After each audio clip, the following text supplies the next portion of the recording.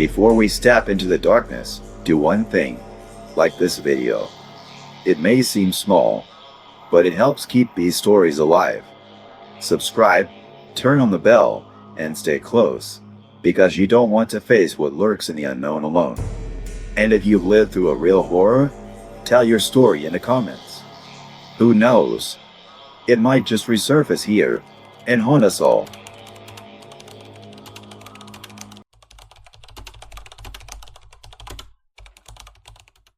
My name is Charlie Walker. I'm 62 years old, and I've spent the better part of my life as a park ranger. For more than 3 decades, I've patrolled the trails, protected wildlife, and kept visitors safe. You'd think after all that time, there wouldn't be much left to surprise me. I've dealt with everything from bears to poachers to lost hikers. I've seen the harsh beauty of nature, and I've seen its dangers. But what happened in the Smokies back in the fall of 2018, that was different. And if I'm being honest, it's haunted me ever since. I'll admit, I wasn't thrilled when the call came in. It was late October, and the park was unusually quiet for the season. Most of the tourists had already gone, leaving the trails empty except for the occasional lone hiker or die-hard camper. That kind of stillness in the park always put me at ease. The report came from one of the junior rangers, a kid named Dale. He was green, but he had good instincts. "We've got a missing hiker in the Deep Creek area," he told me over the radio. A couple of folks said they heard weird noises out there. Figured you'd want to take a look. Deep Creek. The name alone was enough to give me pause.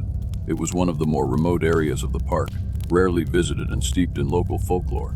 Stories about spirits, strange lights, and people disappearing without a trace. I'd always chalked it up to superstition, the kind of thing locals passed down to keep kids from wandering too far. Still, a missing hiker was a missing hiker, and I wasn't about to let someone stay lost on my watch. The trail to Deep Creek was eerily quiet that day. The air was crisp, the kind of autumn chill that creeps into your bones and makes you pull your jacket a little tighter. The trees were a riot of color, reds, yellows, and oranges so bright they almost looked fake. But despite the beauty, something felt off. I couldn't quite put my finger on it at first. The usual sounds of the forest, the birds, the rustling leaves, the occasional squirrel, were absent. It was as if the entire area was holding its breath.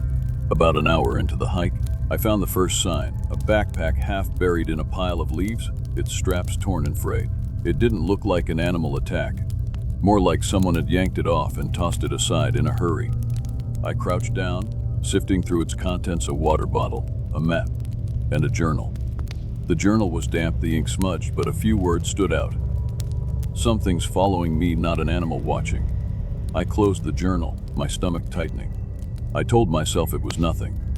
People get spooked in the woods all the time, especially if they're not used to being alone.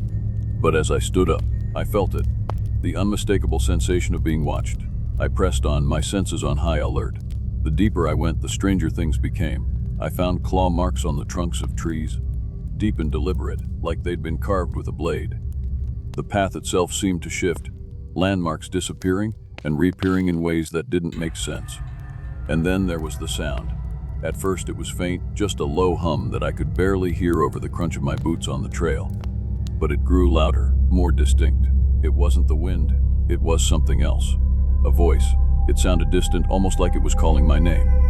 "Charlie," I froze, my breath catching in my throat. "Charlie."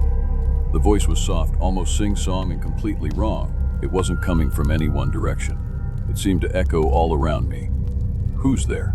I called out, my voice sharp and steady, though my hands were anything but. The forest answered with silence. By the time I reached Deep Creek, the sun was low in the sky, casting long, jagged shadows across the ground.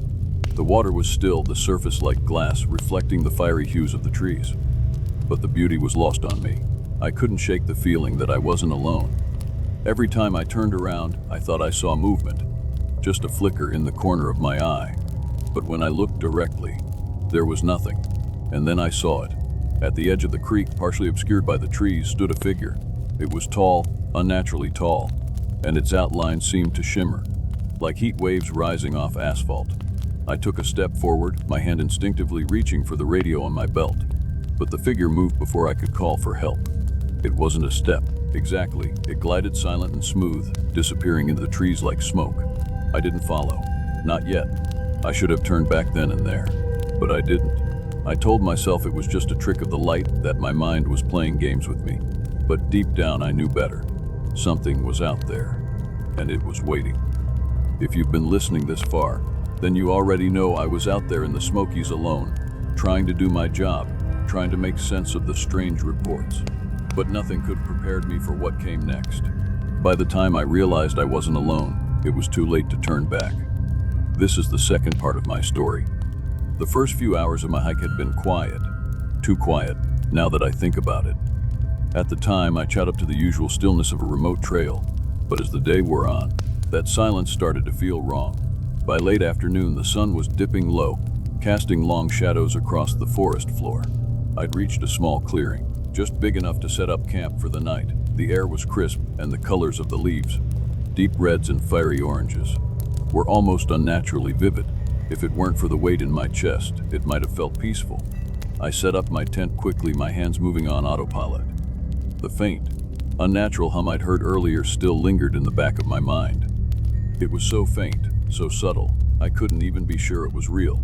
But as the sun sank below the horizon and the shadows stretched longer, that hum grew louder. It wasn't the wind. After a quick meal, I sat by the fire, the flickering flames casting dancing shadows on the trees around me. I tried to focus on my notebook, jotting down details about the hike, the mangled backpack, the scratches on the tree, the odd stillness, but my mind kept drifting back to the Cherokee marker I'd passed earlier. A stark warning about Spearfinger, carved into the rock like a scream frozen in time. I didn't believe in myths. I'd spent decades in this park, and I knew it better than most people know their own backyards.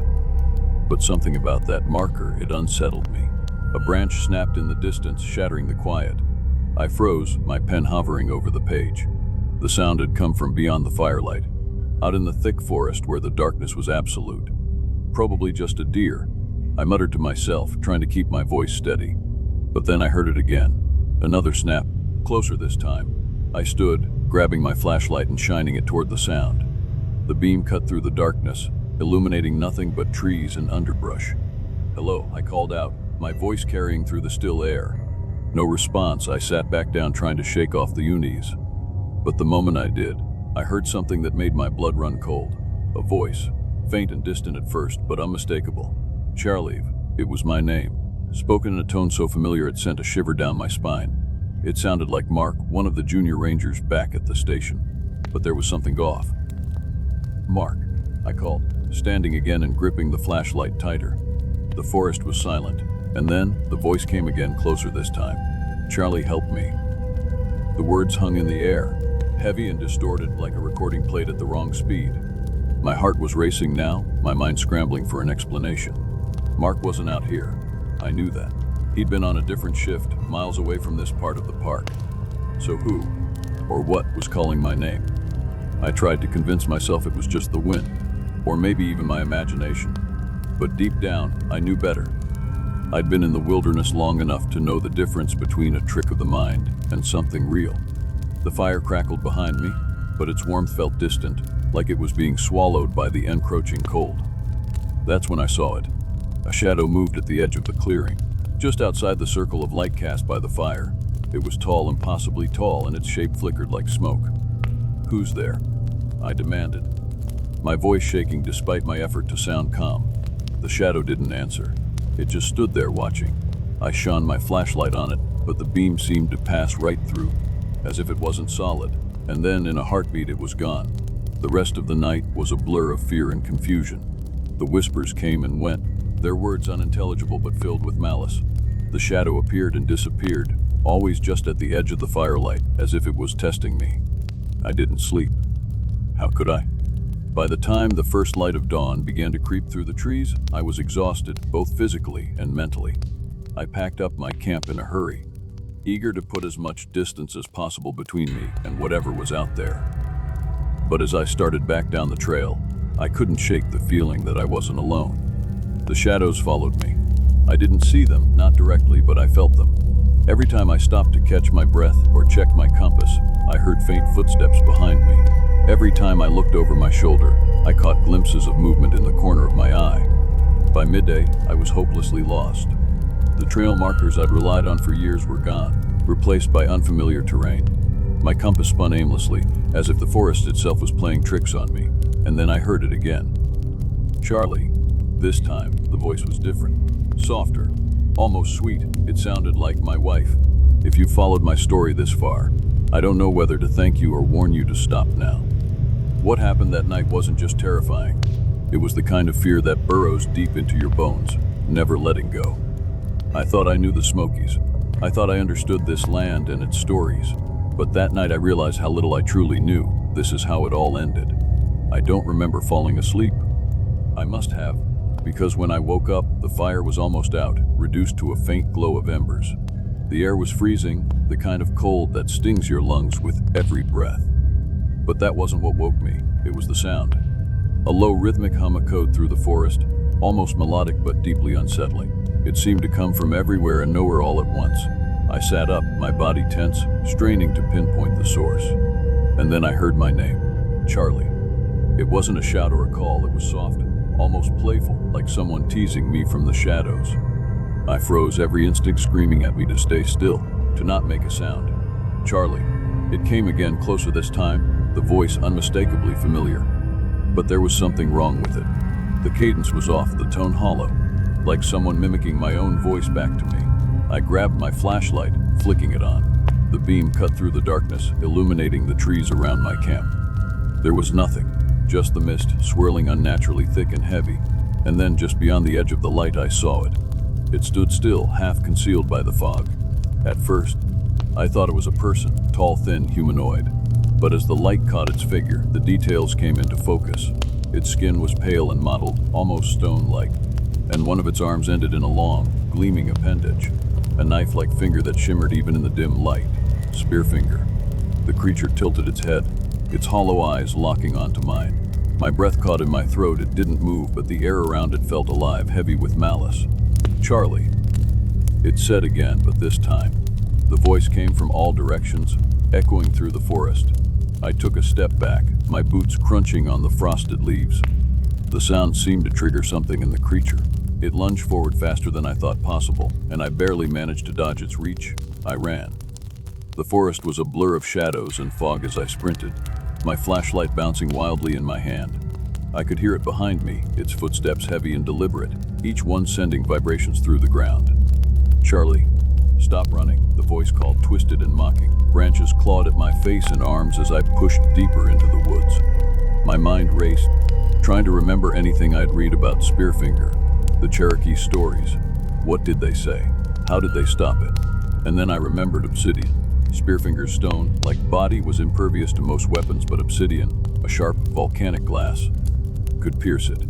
My eyes darted around, searching for something I could use. But in this forest, there was no obsidian, no weapon that could stop it. I stumbled into a clearing, my chest heavy, the cold air burning my lungs. At the center of the clearing was a rocky outcrop, jagged and uneven. An idea began to form, desperate, dangerous idea. I scrambled onto the rocks, slipping and cutting my hands on the sharp edges. The creature emerged from the trees, its silhouette massive against the fog. It moved slowly now, almost casually, as if it knew there was nowhere left for me to go. "What do you run, Charlie?" it asked, its voice a sickening blend of laughter and menace. I didn't answer. Instead, I grabbed a loose rock from the outcrop and hurled it at the creature. It struck Spearfinger's chest and bounced off harmlessly, but it seemed to injure it. The creature snarled a deep, guttural sound that sent chills down my spine. It charged. At the last second, I dove to the side, sliding down the rocky slope. Spearfinger couldn't stop its momentum in time.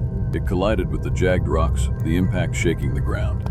For a moment, everything was silent, and then it screamed. The sound was unearthly, a wailing shriek that reverberated through the forest. Spearfinger thrashed against the rocks, its knife-like appendage slicing through the air as it tried to free itself. The jagged stones had pierced its body, dark liquid oozing from the wounds. I didn't wait to see if it would recover. I turned and ran, my legs screaming in protest as I pushed myself back toward the trail. The creature's cries followed me, echoing in the distance until they faded into silence.